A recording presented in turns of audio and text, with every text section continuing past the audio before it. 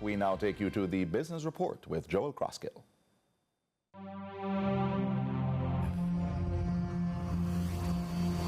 Lots to share with you in the Business Report today, with preliminary data on foreign national arrivals for the April to June second quarter of close to 700,000 visitors, or just 0.1% above the corresponding quarter of 2023. The Business Report wondered if the sector had felt any turbulence from the pairing of Hurricane Beryl and the previous much-publicized travel advisory issued by the U.S. State Department, considering the record-breaking rate of visitors for the first 6 months of the year, with over 2.4 million visitors up until July. The BR thought it best to engage with someone who may know a thing or two about the issues.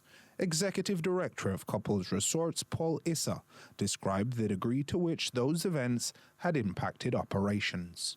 We had a very good winter, which is the first 3 months of the year.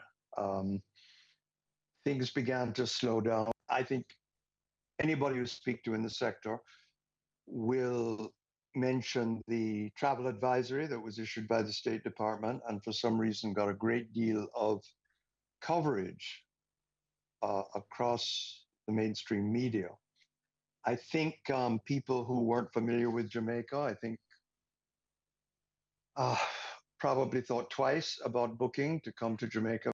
So I think that has affected the summer bookings. At least we feel that's the main factor. There are other things. It's an election year in the States.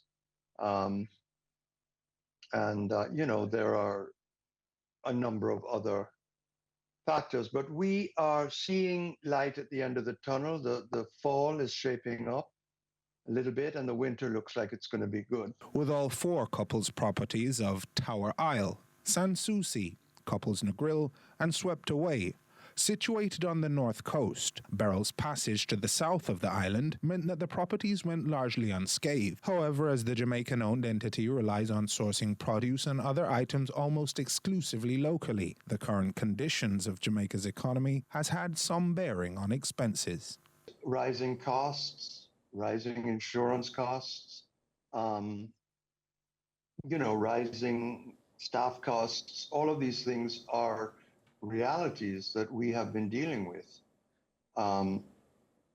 But it has had its impact. I mean, it costs much more now to run the hotels than it did, say, a year and a half ago. It's just a fact. Issa adds that the protection of Jamaica's reputation is paramount as the nation seeks to further grow the economy. It's very easy to take the position, well, tourism, that doesn't affect us, that's just other people and in many cases, foreign owners.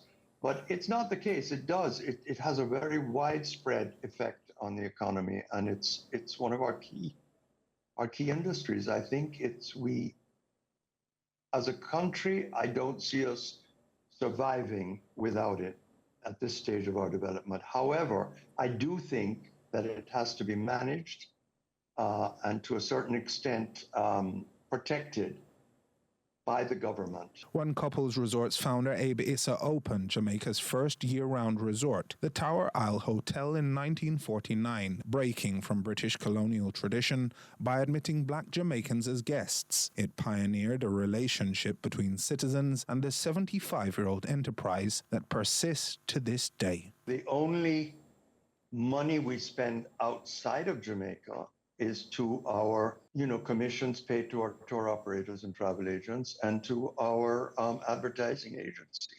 We don't really have any other U.S. expenses or foreign expenses.